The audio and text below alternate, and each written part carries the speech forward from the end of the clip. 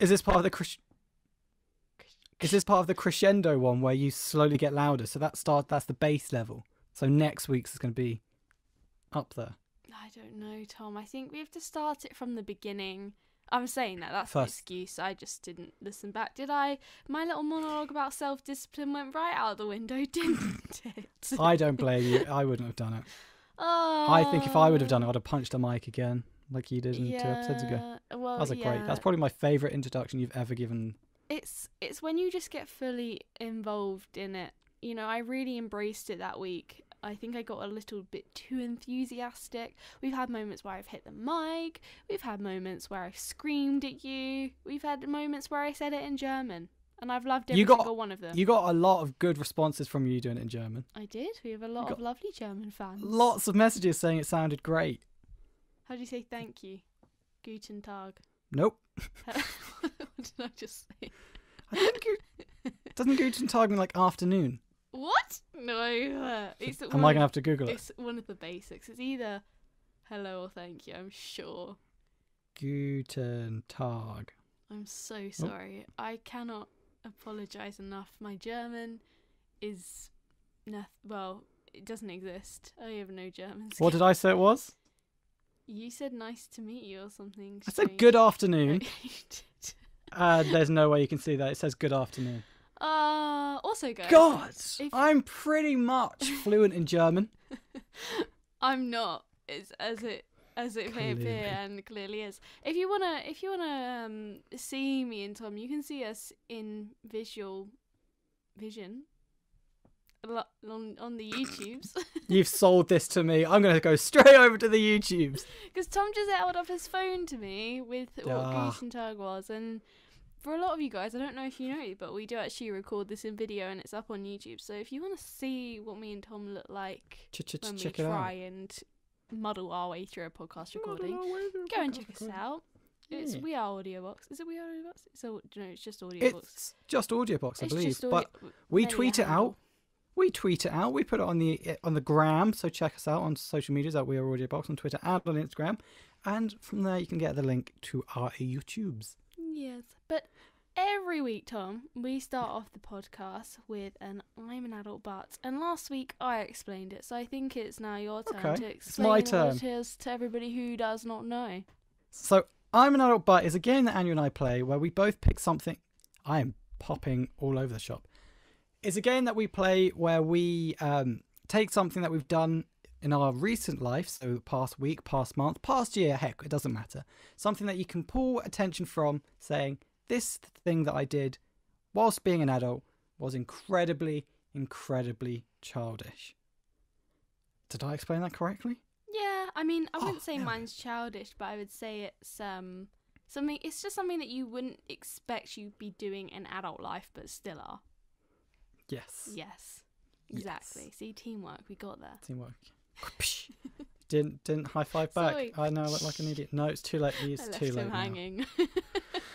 I asked for so little in this life, Anya, and it's still too much.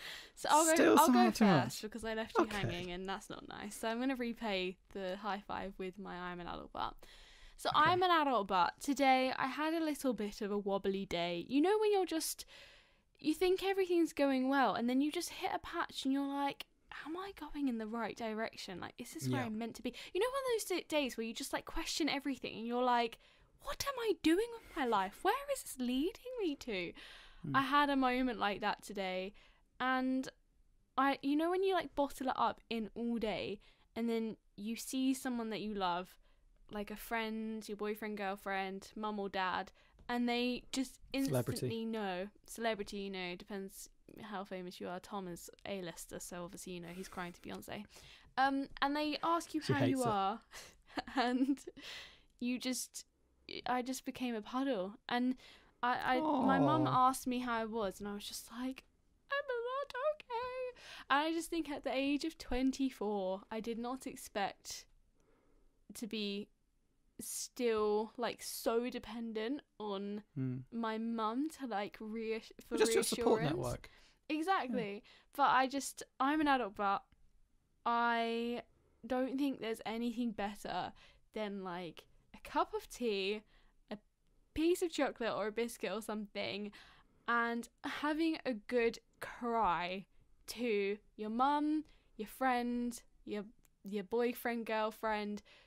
Like, I think that crying is often stigmatized as weakness, but for me, like, having that cry was just like, it was a release of like emotions, and I feel so much better now just for like sitting down and just having that wobble and like just seeing it through.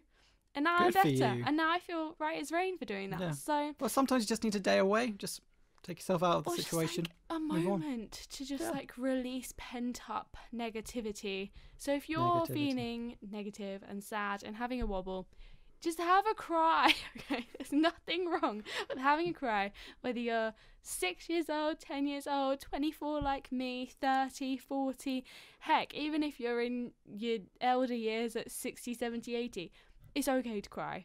Crying is okay good. To cry. Crying is good, and I've learnt that. Especially if you're a guy, it's okay to cry. Yeah. Remember that. So yeah, I'm somewhere similar in my life where it's just like, you feel like you're taking steps forwards, but so many steps back. Mm-hmm. Like, I don't know where the next step for me is. And the world sometimes just, when that happens, I just go to my manager, I need some time off. I need 3-4 days, long weekend, whatever. I just need some time away from the place so I can just work out up here what's going on in the real world. And that's why I got a few days off next week. That's so nice. So excited. And Bank Holiday Monday. Woo! Look at you go. What are you going to do? What, like, other than like writing a plan to sort out your future, what's on the agenda apart from for Tom? recording this, editing this, working on AudioBox stuff. I'm not going to get into that. There's so many museums that I want to go to next week. How old am I, Anya? I'm an adult, but we spoke about this on last week's show. We spoke about this on last week's Social Splurge, how I want to go on all of these museums. There's a sneaker museum a sneaker exhibit at the Design Museum, which I'm going to next Wednesday, and I'm so excited to go. So excited. It got postponed because of Rona. It was meant to be last year, but it got postponed, and now I get to go. How exciting. But I hope you're okay, Anya. That's the end of your... okay, Tom. Well, I'm fine. I didn't have to take the day out to cry. I didn't take the day out to cry. I cried in my free time. I don't get paid to cry, Tom. I worked out crying in my schedule, Tom. I'm not an idiot. Okay, 10 a.m. meeting, 11 a.m. out lunchtime work. /cry. 12:30 cry. 1 quick lunch. It does feel good to cry. It feels good to It's cry very cathartic. as much as it feels good to laugh sometimes. Like, it really does. Just that release. You just need it. You need it. So if you need to cry, have a cry. Do it. Do it. Let me know how your cry was. We all do this. Cry to me. I'll cry with you. Cry together. Communal cryings. You just get a warehouse of people crying. I wouldn't be able to do it. I'm so sorry. Like, I'm a big believer of if you need cathartic release, if you need to cry, go cry. I could never go to a warehouse or like a room of loads of criers. I'd be so uncomfortable. I wouldn't be able to do it. It would literally give you hives. I feel like you'd have itchy skin. Oh, I'd hate it. I hate people crying. It's similar to my phobia of hearing people eat. A room full of people crying, like, yuck. So insightful to know what your hell is going to be one day. So if we want to add on to my hell, I bought a little. This isn't my I'm an adult but I bought a little pot of Chinese. There's like a buffet around the corner from where I work, and you can just fill it up with a load of Chinese bits, and then you go eat it. Yeah. I normally eat on the roof. On the roof, there's like a little terrace. It's not. I'm just sat on top of like a pointy roof. There's a terrace there, so I sit there often because it's quiet. No one's there. Exactly at work. Yeah. I sit up there because no one's there. I can just eat alone, and not be judged for what I'm eating. Mm. There was an event on the roof. Oh, so I couldn't eat on the roof. So I had to go down to the where everyone sits, and I was like, I feel so judged by what I'm eating and how I'm eating. I think I've got a real messed up problem with eating. Yeah. But I hated eating in front of people. Maybe we need to do an episode on how to get over fears and phobias. How to get over Tom's weird eating phobia. Anyway. I'm an adult, but you'll like this one, Anya. You'll really like this one. So, I get uncomfortable when people offer me compliments. That's not what I wanted to say. When people give me compliments, they don't offer it. They don't go, hey, Tom, do you want a compliment? I go, you betcha. I get uncomfortable when people go and compliment me because I don't know what to do in that situation. Do I compliment them back? Do I just say thank you? Because I'm also a big believer of don't just let a conversation finish. So if they compliment you, you go, thank you. Dead. That's dead in the water. So my normal go-to is they compliment me, I compliment them back. And it's just like a nice little thing. And then they get to decide whether the conversation carries on or whether it stops. And I was at work, I was in the kitchen, I was making myself a cup of coffee, wearing my Tune Squad t-shirt, my favourite t-shirt, wherever the Tune Squad is. And this woman that I work with comes up to me and goes, hey, I like your t-shirt. I said, oh, thank you. I had to wear it for the squad. And then I said to her, but that's rich coming from the woman with the best David Bowie shoes. She's got the David Bowie Vans. Big fan of them. She's got them. However, her response was a lot different to what I was hoping for because she wasn't wearing the David Bowie Vans at the time. So I've complimented on her shoes that she's not wearing now. You look like a little creep. I feel like a creep for looking at her feet. And she's just, and her response was, oh, thanks. And that was it. That was it. Did She couldn't say anything else. Did she? No, because she waited for me to finish making the coffee so she could get in and make the coffee. Oh, that's horrendous. I was there like, So don't compliment anyone on something that they're not wearing. That they wear like sometimes if they're not wearing. A stalker. Yes, you look like a creepo.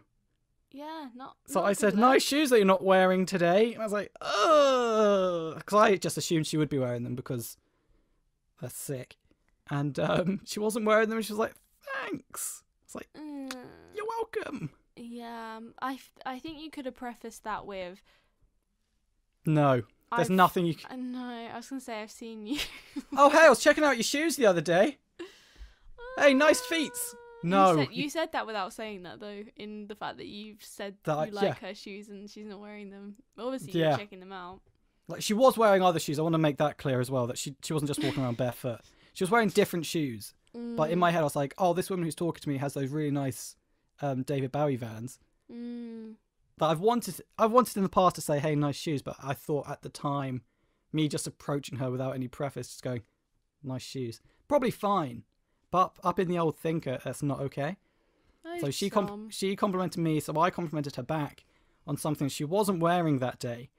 So it looked like I'd been sitting on this compliment for so long, and that I checked out her feet and I didn't know how to bring it up. Looking like a massive creepo, haven't been called into HR yet. But there's still time.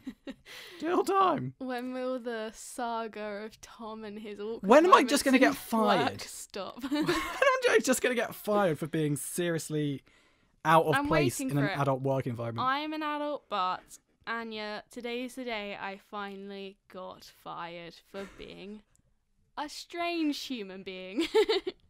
Imagine, so why did you get fired from your last job? Well, I complimented a woman on some shoes that she wasn't wearing. I watched cat videos and got caught by the security guard. I also fist pumped at the fact that my temperature was a decent rate. No, my temperature wasn't. Someone else's was. I've got to. Worse. It gets worse. You need to sort it out. I need to work from home. Next week, you're either going to have to top your I'm an adult but work saga, or you're going to have to break the cycle, or they'll break the cycle for you and you'll be fired. I reckon fired. I look forward to it. I don't. But Anya, what are we talking about in this week's episode of the podcast that we do? Hi guys, I've had a great time. You're fired from this podcast. If you want to apply to be Anya's co-host for this podcast, tweet us or Instagram us at We Are AudioBox. Oh, Tom, I've had a great day. It's okay. You can cry about it later. It feels good. I need to go to the communal cry room.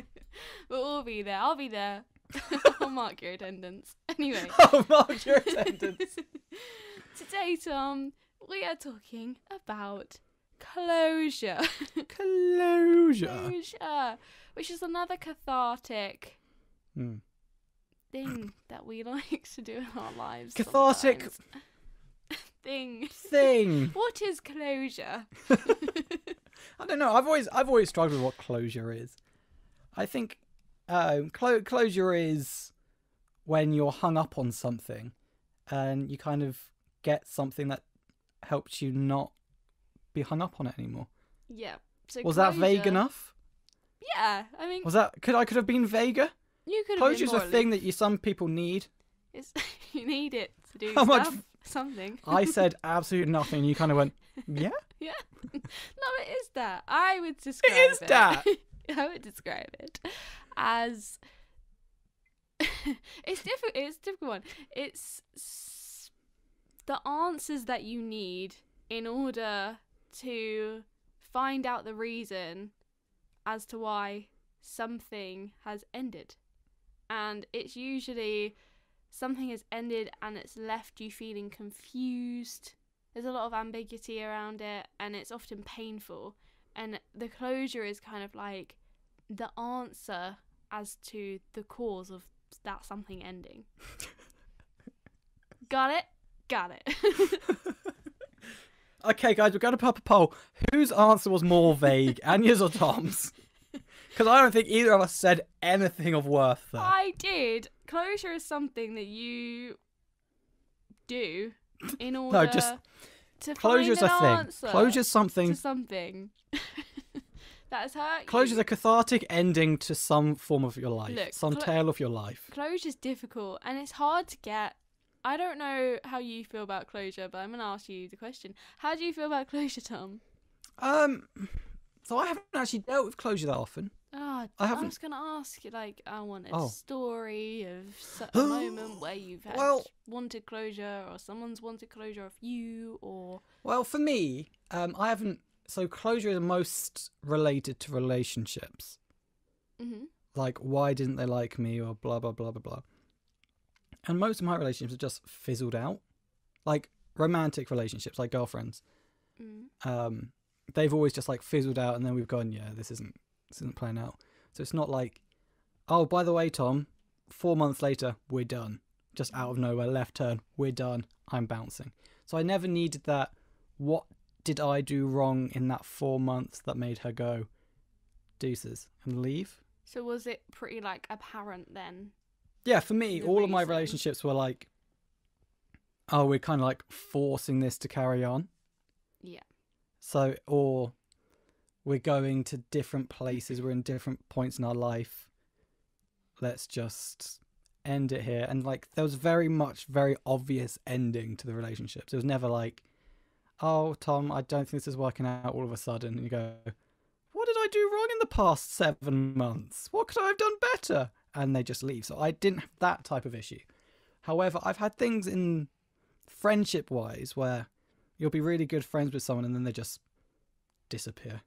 Oh. And you go, what happened to that person that we used to go to school with or I used to go to university with? Why did it just stop? Did I do something? Did they do something? And that's the type of closure that I would like. I'd like someone going, this is why it didn't work out. Most of the time it's go to different schools, different universities, live in different areas. But you can make it work. I don't know. There's just things like friendships is what I've had the biggest issue with closure for. Mm. Have you ever dealt with closure? Not having closure? Or both? Yeah. So 2 standout moments. One is my first ever breakup. He broke up with me. And I found out whilst he was breaking up with me that he'd been thinking about it for a while. But for me... Does that make it worse? Yeah, because it's like, okay, so the past, like, however many months or weeks, I've been fully in this and you haven't. And it just also, like, questions your attention to detail and, like, your trust and just, like, how aware you are. You just feel like you've been... walked over a little bit used. I get that. Anyway, he broke up with me. He'd been thinking about it for ages and told me... His loss, by the way. Thanks. And it kind of came out of the blue for me and he didn't really give me much of a reason but told me that he'd been thinking about it for ages. And I was just like, left with this, what? You've been thinking about this for ages. What were you thinking about? But he didn't really give me an answer. Anyway, so I kind of plucked up the courage to ask him to meet up to like just discuss things, because during a breakup you're so emotional and it's just horrible and it's messy. Well, the breakup that I had, you can't really think straight, especially when it comes out of the blue. So it's nice to have. So you keyed his car. He didn't have a car. We were quite. We were like 17. Well, I still don't have a car. I can't drive. Can't try. One day, someone might key your car. Come on, girlfriend, try and key my car. So yeah, we met up and I had the intention to get closure out of it. So I brought this like list of questions, and like I was gonna leave feeling better, like the pain will go away, it'll be resolved. But like it didn't, and I was still left feeling confused and just a bit deflated, because you think that you're gonna finally have like the answer, the magical cure to like rationalize the situation, and it didn't. It wasn't what I wanted to hear, and I think that's what a lot of people hope closure will be. It's like, okay, that's the missing piece to the puzzle. And also I think that when big life events come to an end in your life and they're of significance, you often want the reasons to why those things have ended to be in your favour, because that's gonna be a part of your identity. That reason as to why that is ending is a part of you. Like if you get fired from a job versus you left because you're moving on to like a better job, and you leave like with good relationships with your colleagues, your old colleagues, the difference between that having an impact on your identity is quite significant. And I think that it goes for a lot of different ending moments of your life situations.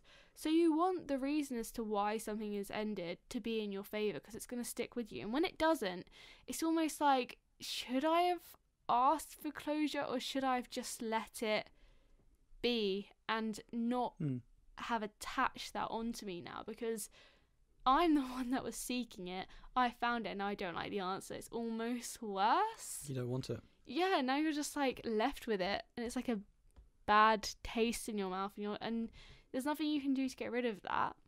It's just, it is what it is. Sometimes you don't like the answer.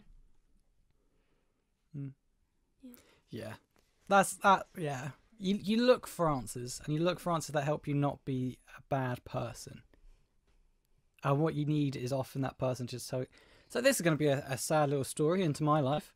So Go on then. I Let's only go down this rabbit hole. Oh, this is what I need after work. So I only grew up with one grandparent in my whole life. I only had one. The other three had died prior to me joining the world. I didn't know how I was going to phrase that. Me being born is how a regular person would have said it, but me joining the world also fits. It works. Anyway, so yeah, I only had one grandparent. Blah, blah, blah, blah, blah. Down the line, they get moved to a care home because she can't look after herself, so she goes to a care home. And I hated going to the care home. Absolutely hated going to the care home. I don't want to go on my weekend. The weekend's for the boys. I don't want to be in a place full of other old people, sat there for 3 hours. So some days I'd be ill, or some days I'd have all this work to do, so I wouldn't have to go to the care home and see my grandmother. I was 10. Let's say 10. That's an easy number to work out. I was 10, so I was still fairly young. And obviously at that time, all you want to do is play outside, play on the Xbox. You don't want to be cooped up in an old people's home because it's boring. Mm-hmm. There's nothing for you there except obviously your grandma. But it's like, I didn't want to. I hated going, so I made excuses not to go. And then she died, inevitably. She died. And I always had that feeling of I never went as often as I should have done. And that's something that you'll never get closure from. Because, well, if heaven exists and she's there and I meet her eventually, I'll be like, I'm sorry I didn't go and see you all the time. Yeah. That's the closure you need. But when you can't get that, that's probably the worst, because that's something that hangs on to you. I think within relationships, breaking up, it sucks. But at the end of the day, you can move on from that. I think death in a family is something that you can't really latch onto. So that's probably been my biggest issue for closure is I've probably for the past 14 years, I've come to terms with it. I've done a lot better with it. But over the past 14 years, all you want to hear is your nan say, "Don't worry, Tom, I get it. I'd have hated being there too when I was 10. But because you don't get that, it keeps you up and you go, "Oh, it's actually a really bad grandson." Yeah. All of this, and you just go, and all you need is like them to, like your I'm an adult, but you just need them to hug you and say, "It's okay, don't worry about it." And you're never too old for a older family relative friend. Yeah, you're never too old for your family. A hug. Is my end goal is you're never too old for your family. Always go see them if you can. But yeah, that was something that's always been over my shoulder. And when I've been upset, it's normally that comes into mind of I should have been better and been there. Should have, would have, could have. Exactly, and that's a bad world to live in. Always live in the moment. But I think if I was 10 again, I'd probably do the exact same thing. Well, yeah, because you were young and naive, and because you're young, you want to live your life, and you don't. But you learn with experience, and you're never ever going to do that again, are you? You know, whilst like when you're 10, you don't really know much about death, and like I can't. Well, deep dark sarcasm there. But when you're 10, person. You don't know the finality of someone dying. No one can prepare you for that, and it's difficult. And I understand that type of closure is hard to get. I think you just have to rationalize it with yourself, and that person will have understood. Yeah, that's what's helped me get through it. And also the way that I kind of think about it is they are the elder figure in your life, and they should be really the one to reach out to you. Exactly. Make an effort, Nan. Well, I think, come on. I don't know. For me, so I have like a similar dark moment of closure in my life recently. Oh goodness. So my granddad actually died last week. I'm so sorry to hear that. That's okay. And I went to the hospital in his final moments, which is something that you're never prepared for, ever. Oh, of course not. That's ridiculous.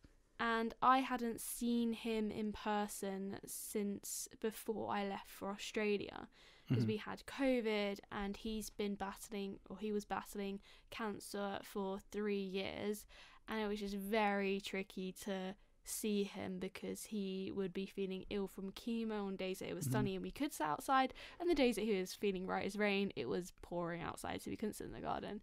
It was just tricky, and I definitely could have forced my way over there when it's sunny and said, "You know what, I know you're feeling rubbish, but can we just talk for an hour because I haven't seen you?" And I didn't. And so the last time that I saw him was when he was in his like final 3 hours of life, and it does sting you because you're like, if I had only done this. And luckily I was given the chance to like have my closure moment, although I wouldn't necessarily say it was the best closure moment. I wish that I had seen him when he was like able and more physical to have like that moment. But if you're hearing this conversation now and you haven't picked up the phone to that person, or you haven't gone and seen that grandparent, just do it, because you don't want that last moment that you see them to be the last one if you haven't left it on the right page that you want to end it on.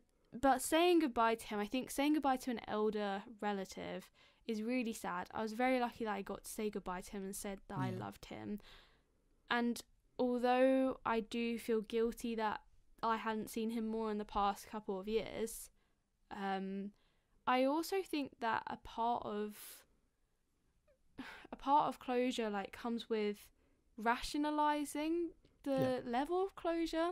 And for me, I think that this wasn't so much of like a painful closure, because you can kind of make peace with it easier because they are older and you know that they don't have much time left. Does that make sense? Like you kind of make peace with the fact that they have died. Like, it was inevitable. They are the eldest member of your family. They're going to go. 100%. So, over time, it does get easier to acknowledge their past. Yeah, I think that closure in its strength of how much it tears you apart inside, you can rationalize it. And I think it also depends on like the significance it has in your life. Does that make any sense? Like, if it's a relationship that's ended out of nowhere, when you've been together for like 2 years and you had your whole future planned out with them, it's so difficult. But if it's a grandparent that's died, I know it's just as significant, but you can rationalize it because it's like, okay, well, they didn't have much longer to live, and I knew that, and I kind of made peace with that already. Whilst it's harder to make peace with something that has no, it's infinite. A relationship is meant to be seen as forever, so that is you're infinite until you die or they die. Hopefully, in my case, that I die first, because I don't want to have to deal with a dead loved one. This conversation's gotten deep. This is wild, but so that's meant to be forever. But there's going to be an infinite on a relationship with a family loved one's relationship, because life isn't going to run on forever. Yeah. Because it just isn't possible. Our bodies aren't made to live forever. Yeah. We have an end date and a start date, and whereas relationships in your mind is you're in it until you die. Yeah. Because you've got all of these plans. Of course you do. That just makes sense to future-proof your life. Is this is going to happen, then this is going to happen, then this is going to happen. There's going to be twists and turns the whole way, but majoritively of chronological relationship is date, move in together, marriage, family, death, and then there's journeys in between that. But when you're born, and let's say your grandparents, you're already 60 years behind them, or 70, or however old the grandparent is. You're already X amount behind them, but they've lived X amount more than you have. So their end date's going to be much before yours, if that makes sense. This is a really difficult conversation we're having. Both of us are just bad with words. Decided to do a podcast, and this is how it's going to end up.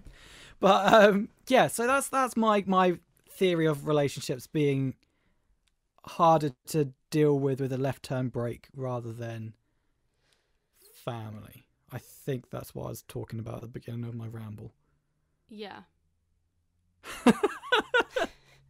Yeah. I'm just trying to understand how we've gotten down this long road. So you said you had 2. Was that both of them? Yeah, that was my more recent one. I think it's easier to make peace with something that you know is coming. Yes. Whilst if you don't know it's coming, if you don't have any inkling and it hits you, smacks you right around the face. Yeah. It's a shocker. And I think those moments sting more. The shock factor and the not knowing that it's gonna hit you. I think it stings more, and I think with that sting comes the yearning for closure and answers. It's like that missing puzzle piece to the so to the cause. The only other thing that I often would like closure for, but I never get, is applying for a job. Sorry, you weren't shortlisted for this application. And you send why, and they go, just other people were better in the running. And you go, that's not enough for me. How do I know how to apply next time? This is what I mean about... What do I need? So that's a more light-hearted closure thing that I need. Yeah. Rather than the ongoing existential crisis I have with my grandmother. This one's a lot easier to acknowledge and admit to people. It's because how am I meant to progress? This is my main thing with closure, is how am I meant to progress? What do I need to do to be a better person? What do I need to do to get the job that I'm applying for? If you're just giving me, sorry, you weren't shortlisted, I need something more than that. I need, well, the person we're giving it to has this on top of you, not just... You need the answers. Sucks to suck. No, I get that. That makes sense. That does make sense. You need the answers in order to move on. But sometimes you don't. Sometimes you get those answers. Like, I've had people feedback to me on very, very rare occasions, by the way, from jobs saying, we didn't hire you because of this, this, this, and this. And sometimes you look at that and go, that's not fair because you don't know me and you've just taken that for a half an hour conversation. And I don't like those answers. So go screw you in your answers. And that's what I mean. It kind of just, it leaves a bad taste in your mouth, and then you can often... Well, that's not on closure. That's on you. Well, no. Some people get the answers from closure and don't like it. But I know that there are some healthy answers from closure, and that's why people seek it, because they seek the satisfaction value and the kind of like instant... the instant feeling that you can move on. That's what closure is. That's what you want. That, like, somebody is giving you something so you can progress, and without it you feel like you're stuck in a rut. But sometimes you have to move on without closure, whether you like it or not, because either somebody's refusing to give you the answer, say they've like ghosted you, which is a bad move. Boo on you if you ghost people. But it's so much easier. And on a deeper level, sometimes that person is completely out of your life, and there is no way of finding out how they feel or what they would like to say to you. So sometimes you are forced to move on without closure. I want to know, Tom, what would your advice be for people that are stuck at the moment, wanting closure, feel like they're in a rut, can't progress, can't move on with their lives, but they can't get the closure? How do you move on from that? Ask for it. I'm a strong believer in harsh truths. You seem to be very against harsh truths. Well, Anya, the reason why we didn't work out is because you want too much Chinese food, and I can't have that too much Chinese food because I've got high sodium intake. Something like that. I need to hear that, because I'll be like, oh, okay, maybe I do need to work on that, because the next person might not want Chinese food every day like I want Chinese food every day. I think I need the harsh reality to better myself. I think for me, closure is all about making me the best person I can be. Mm-hmm. Because obviously when you're in a relationship, more often than not, they're a yes person. They're there to hype you up. They're like, hey, you're doing a great job, you're looking good, blah, blah, blah, blah, blah, blah, blah, blah. Well, I could be letting myself go and doing a very subpar job at work. But they're obviously in my corner going, I'm doing a great job, I love you, you're the best you ever could be. But when you're out of that relationship, they go, well, actually, you were kind of a bad person. There's only so many times I can watch Space Jam, Tom. Be more considerate to others. And I go, right, be more considerate of others. Write that down. Make me the better me that I can be. So if, let's say my girlfriend out of nowhere broke up with me, I'll say, why is it? I think just straight up, why? And if she says, well, Tom, it's because you're overweight and you're a loser, I'll be like, well, harsh things to listen to, but I will take that on the chin. I think harsh truths help you build character.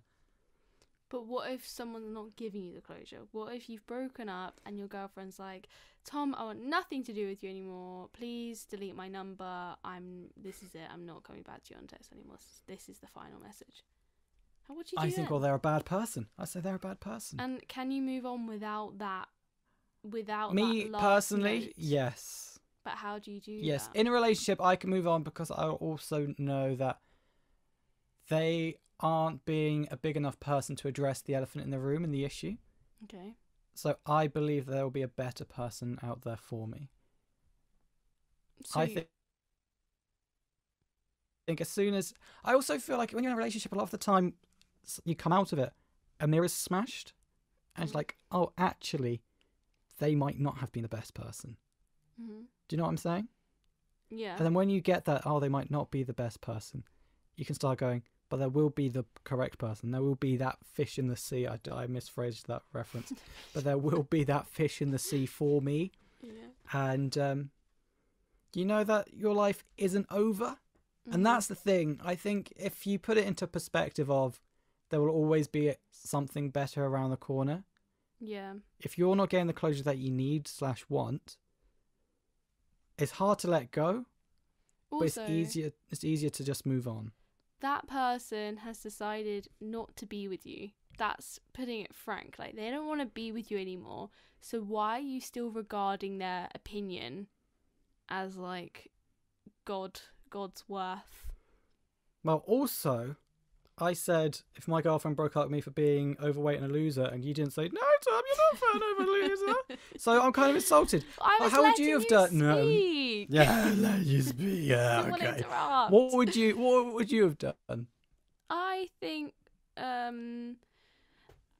think it comes with experience of dealing with those kind of situations. You got to be broken up with 5 times, and then you'll be fine. And then I'll be like, you know what? I don't need your opinion. But I think that first time that I got broken up with, and I came back with him with a list, and he didn't really give what I wanted. I think that was an experience that I realised you can't put your emotions and your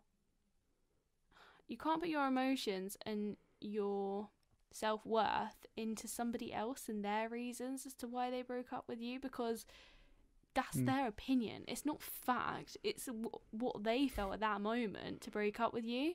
And I don't think that you should be putting all of your you're going to on my end. Oh, when did I crack up? Oh, am I big? Well, it's probably fine on your end, but for me to listen, it was crackling up. Okay, I'll just go from where I think it was okay. Perfect.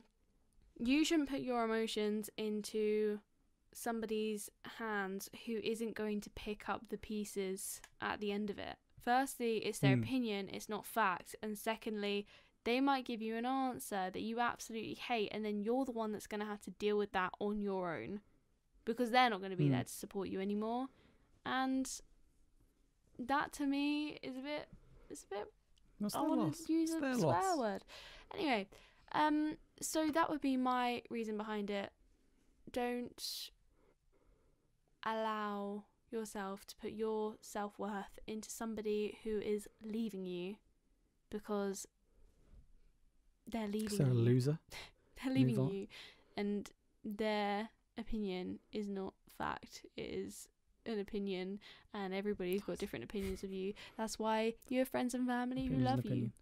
So exactly, and you should love yourself. Like I've said many a time, be your own biggest cheerleader. Yeah, exactly. So just be kind to yourself, give yourself a big hug. Don't listen to people that don't want to be around you, because they are losers, like Tom said. Losers. Go to Anya's cry centre.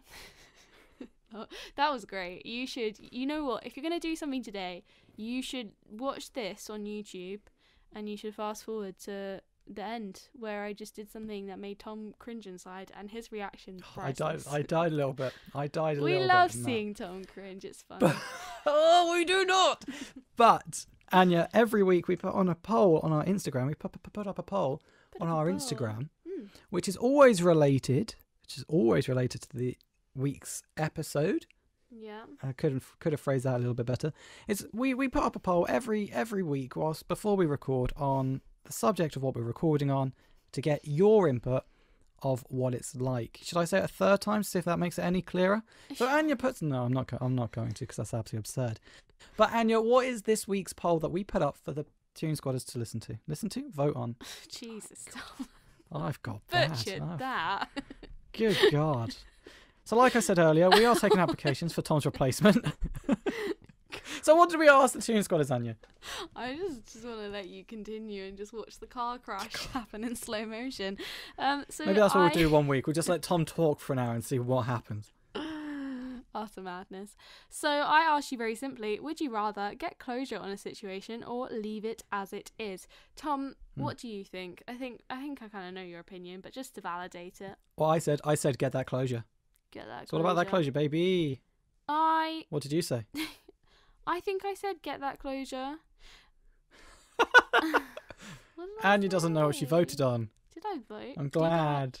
There are so many people that voted on this. I can't even. And Anya wasn't one of them. Hang on. I might be on. Oh no, I did. I voted get closure on the situation. Do you know what though? I always vote on these. And are you flip flopping? And then we have the discussion, and then I'm like, do you know what? I'm wrong. I often do that too. Ding. There's many an episode that I've gone, actually, Anya. I don't want to give you the gratification. Good God. Put him to bed. And I don't want to give you that word of knowing that you've changed my mind, but often in our conversation you make me change my mind. See, I think I've made myself change my mind. I did say get closure on the situation, But now I'm saying leave it as it is because I don't think it adds anything, especially if it's a relationship that's ended. It's ended. It's ended. That's it. That's ended. It's done. It's ended. Don't stop digging. Stop digging the hole and start building that path to a brighter future. That was beautiful. But I'm gonna, leave this podcast. We need 2 hosts now because I'm gonna be applying applications for 2 new hosts for this podcast. I'm gonna be applying for the next role as Prime Minister. I'm gonna apply to be Anya. That'll be a real jarring moment, wouldn't it? You can see me on the podium in Parliament. I will be giving my speech to inspire the nation. Oh, good God. God help us. Good God. I'll be opening crime What would be your manifesto? Around the UK. Do you know what? I'd vote for that. I'd vote for the independent Anya who's saying at 2 p.m. is a get the cry centres, the tier towers in all working establishments, and mums and free hugs will be mandatory. Everyone gets 1 mum and 1 free hug a day. If you have a brother, sorry, I'm just going to really derail at the moment. We're so close to the end. I'm going to derail. So if you have a brother, wait, you get 1 free mum. What they said. Oh, okay, let's rewind. Mine's just a derailment. We don't need to go for it. No. What did the Tune Squatters vote for? I just think if we go off, then one forget this. No, it doesn't make sense. Okay, what did you say that was close to it? Close to the end. I'm just gonna say so these guys said. Yeah, that's probably good. So you've heard mine and Tom's answer. You guys, on the other hand, 76% said get closure on a situation. Okay. So 76% of you guys. So 24% said that closure, and 24% said leave it as it is. Close that book and leave it. So I wonder how many after this podcast changed their mind. That's what we should really be doing, is putting up a second poll, see if the polls change. Did I persuade you? Will you be voting Did for I me persuade you? in the next elections? Oh, and you need to start going down this. No one's going to vote for you. And no one's going to vote for you. You're going to be like that YouTuber Nico, who did very well in the polls, surprisingly. I'm going to be like the green campaign. You're going to be like Count Binface because of the face. Anyway, thank you very much, Tune Squatters, for Green listening. Party, not Green Campaign. Sorry, just needs to... Well, Anya, it sounds like you're trying to derail. I sound like I don't know what's going on in politics, and trust me, I don't. But it's okay, because you don't. Continue. Well, thank you very much, Anya, and the Tune Squatters for listening. Good luck if you got the whole way through. We appreciate it. I apologise for not knowing any words. Well, seriously though, guys, there's no application for my spot. Anya's is going if you want to be my co-host. Thank you. Thank you. On to bigger, better things. She's going to be PM. Thank you very much for listening. Anya, thank you very much for joining me. Tune Squatters, if you're not feeling okay, there are numbers to call. We're also around if you need to chat to someone. But there are better people, more trained and qualified people to deal with any times that you're feeling upset, you're feeling down. Do just Google some numbers and make sure you're safe. Because that's the most important thing. We appreciate you listening to us and joining in with the polls and giving us a giggle. But your health and safety is much more important than a listener to us. So thank you very much, Tune Squads, for listening. And we'll see you next week for another great episode.